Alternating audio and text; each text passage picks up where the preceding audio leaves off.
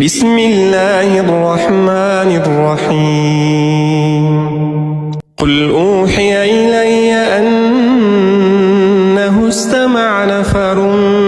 من الجن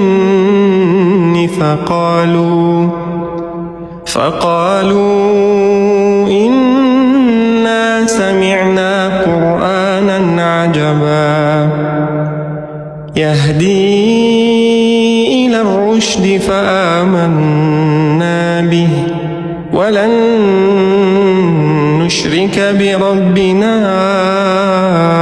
أحدا وأنه تعالى جد ربنا ما اتخذ صاحبة ولا ولدا وأنه كان يقول سفيهنا على الله شططا وأنا ظننا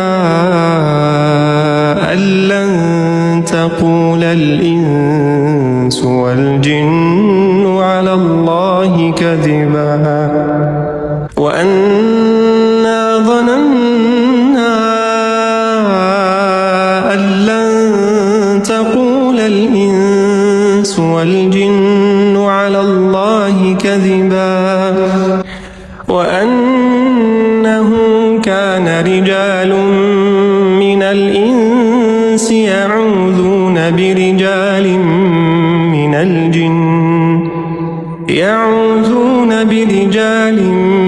من الجن فزادوهم رهقا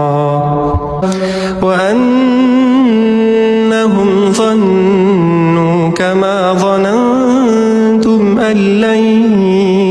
يبعث الله أحدا وأنا لمسنا السماء فوجدناها ملئت حرسا شديدا وشهبا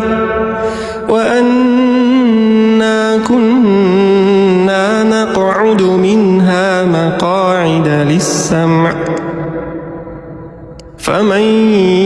يستمع الآن يجد له شهابا رصدا وأنا لا ندري أشر أريد بمن في الأرض أم أراد بهم ربهم رشدا وأنا منا الصالحون